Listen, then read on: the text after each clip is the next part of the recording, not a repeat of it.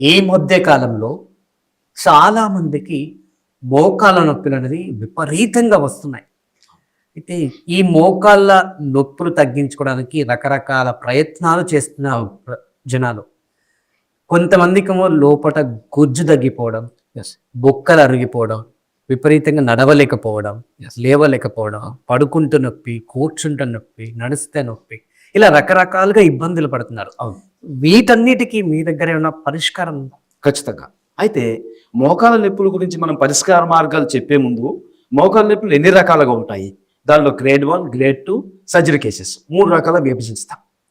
First సింపుల్‌గా ఏంటంటే మోకాళ్ళ నొప్పులు వచ్చేసి అప్పుడప్పుడు నొప్పి వస్తుంటుంది. ఒక 6 నెలలు అలా నడిచేస్తుంటారు. అప్పుడు గుజ్జరిగిపోతుంది. నెక్స్ట్ ఆ గుజ్జరిగిపోయిన తర్వాత సర్జరీ చేయాల్సిన పరిస్థితి ఏర్పడుతుంది. సర్జరీ చేసినా గానీ బాగాని పరిస్థితుల్లో కొన్ని కేసులు అయి 3 రకం కేసులు వస్తుంటాయి. వీటన్నిటికి కూడా మన లివరే కారణము. మోకాళ్ళ నొప్పులు ఏంటి? లివర్ ఏందంటారు. లివర్ వచ్చేసి ఫ్యాటీ లివర్ అయిపోయి, అదేవిధంగా ఎక్కువ వచ్చేసి క్లీన్ చేయకుండా, లివర్ క్లీన్ చేయాలి శరీరంలో. ఎలా? రక్తం శుభ్రం చేయాలి కదా! ఈ రక్తాన్ని శుభ్రం చేయకుండా, ఆ రక్తంలో మలినాలన్నీ కూడా ఈ మోకాల భాగంలో మొత్తం జమ అయిపోతాయి. అక్కడ మొత్తం స్టాగ్న్ అయితాయి. దీనివల్ల అక్కడ బ్లడ్ సర్క్యులేషన్ తగ్గుతుంది. అది చెప్పకుండా అందరికి అరిగిపోయింది అంటారు. అరగకపోయినా కూడా అక్కడ లెగ్ బెండ్స్ అంతా పెయిన్ వచ్చేసేసి కాలు ఇట్లా పొడవుగా చేయలేరు, మడవలేరు. అదంతా అరిగినందువల్ల కాదు. ఆ రక్త ప్రసరణ పూర్తిగా తగ్గిపోతుంది. రక్త ప్రసరణ ఆగిపోతుంది. రక్త ప్రసరణ ఎందుకు ఆగిపోతుంది? అక్కడ మలినాలు చేరి శుభ్రం కాక, ఫస్ట్ పేగులు శుభ్రం కాక, ఆ తర్వాత రక్తనాళాలు శుభ్రం కాక, నెక్స్ట్ ఇక్కడంతా జమ అయిపోతుంది మోకాలలో. అదే మోకాల నొప్పులు. అయితే ఎందుకు జమ అయిపోతుంది?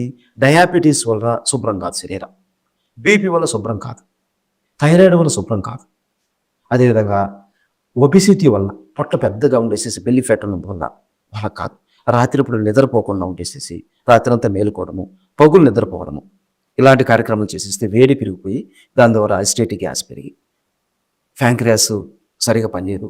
ఫ్యాంక్రియాస్ కూడా దీంట్లో ఖచ్చితంగా కారణమవుతుంది శుభ్రం కాక. సో ఫుడ్ కూడా ఒక అంటే ఖచ్చితంగా కారణం అని చెప్పొచ్చు.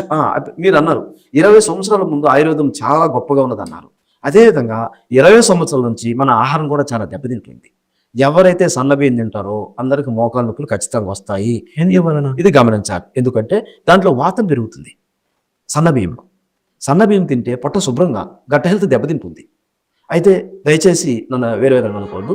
ఎవరు ఎంతమంది డాక్టర్లు చెప్పినా అలోపతిలో కానీ ఎవరు కూడా దీని గురించి చెప్పరు. మీరు తినొచ్చు, రైస్ తినేసేసేయండి, మన పూర్వీకులు తింటున్నారు కదా. 20 సంవత్సరాల ముందు తిన్నటువంటి రైస్ వేరే, ఇప్పుడు తింటున్న రైస్ వేరే. 20 సంవత్సరాల ముందు మన తెలంగాణ మొత్తం మీద సన్న బియ్యం అనేది లేనే కదా. ఇప్పుడు కూడా కొంతమంది తింటారు లావు బియ్యం, దొడ్డు బియ్యం, తక్కువ మంది తింటారు. అయితే ఇంకో కొసమేరు ఏంటంటే ఎవరైతే దొడ్డు బియ్యం తింటారో వాళ్ళు నార్మల్ డెలివరీ అవుతారు. ఎక్కడైనా మీరు చెక్ చేసుకోండి. నేను కొన్ని కొడంగల్ నియోజకవర్గం నుంచి అవతల కర్ణాటక వస్తుంది మాకు, గురుమెట్టుకల అక్కడ నుంచి రాయచూరు అక్కడ దొడ్డు బియ్యం తింటారు, జొన్నలే తింటారు. ఈ 2 ఆహారం తింటే వాళ్ళు నార్మల్ డెలివరీ అవుతారు. ఒక్కొక్కరు 6 మంది 7 మంది పిల్లలు కూడా ఇప్పుడు కూడా వాళ్ళు ప్రసవిస్తున్నారు. ఇక్కడ ఎందుకు ఒకసారి గమనించండి. అన్ని రకాల ఫుడ్స్, కివీ ఫ్రూట్ అంటారు, ఇంకొకటి ఏదో డ్రాగన్ ఫ్రూట్ అంటారు, రకరకాల ఫ్రూట్స్ అని తింటున్నారు, న్యూట్రిషన్ అంటారు. వీడు 60 సంవత్సరాలు కూడా బతకట్లేదు ఈ ఫుడ్ అంతా తిన్నోడు. అదేం తిన్నోడు 80 సంవత్సరాలు 100 సంవత్సరాలు బతుకుతున్నాడు కదా దొడ్డు బియ్యం తిని, జొన్నలు తిన్నటువంటి వాడు. మరి అది గొప్ప ఫుడ్డా, ఇది గొప్ప ఫుడ్డా?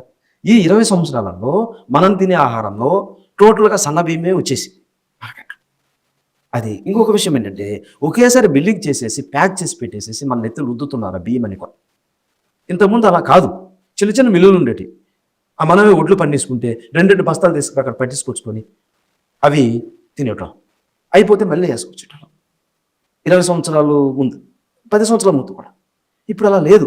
మొత్తం కార్పొరేట్ వ్యవస్థలాగా అయిపోయి పెద్ద పెద్ద మిల్లులు, సన్న బియ్యం స్పెషల్గా రావాలి. ఆ బియ్యం వచ్చేసి దాంట్లో స్టీమ్ రైస్ కూడా ఉన్నాయి. అవి తింటేసేసి అందరూ గ్యాస్ ట్రబుల్ లేదు నాకని ఎవరన్నా చెప్పండి సన్న బియ్యం తినేపండి ఖచ్చితంగా ఉంటుంది. అంటే వాళ్ళకు మలబద్ధకం వచ్చేస్తుంది, మోషన్ ఫ్రీ కానే కాదు. దాంతోపాటు తెల్ల కోడి కూడా. ఇంతకుముందు పాత రోజులలో కోడి ఎప్పుడు సంక్రాంతికి దసరాకి 2 సార్లు తినేటోళ్ళు నాకు తెలిసి. అంటే నాకు ఇప్పుడు 53 సంవత్సరాల వయసు నాకు తెలిసి. కానీ ఇప్పుడు అలా కాదు, వారంలో 2 సార్లు 3 సార్లు 6 సార్లు తినేవాళ్ళు కూడా ఉన్నారు. దానివల్ల జబ్బులు వచ్చేస్తాయి కదా. కొలెస్ట్రాల్ పెరిగిపోయేసేసి మీరు అన్నారు ఆ కొలెస్ట్రాల్ ట్రైగ్లిజరైడ్స్ కూడా మోకాళ్ళు ఇప్పుడు కారణం పడుతుంది. ఇప్పుడు దొడ్డు అన్నం తినాలి అంటున్నారు. ఉం. దొడ్డు బియ్యం. అవును. దానివల్ల డైజెషన్ ప్రాబ్లం రాదా? ఎస్. కానీ పని చెయ్యాలి. మనిషి పుట్టిన తర్వాత ఎవరైనా అంటే మనం ఏదైనా ప్రొఫెషన్ ఉండొచ్చు, కానీ మన శరీరం కోసం ఖచ్చితంగా మనం వర్క్ చేయాలి. రోజులో 1 గంట అయినా చేయాలి. చేయకుండా తిని పడుకున్న కుదరదు కదా. ఆ తింటే అరుగుతుంది, అది తిన్నోళ్ళకి అరగదు. ఇప్పుడు నేను తింటాను సార్, నేను దొడ్డు బియ్యం తింటాను, నాకు అరుగుతుంది. కానీ వేరే వాళ్ళకు అరగకపోవచ్చు. అది వాళ్ళ పర్సనల్ కారణం.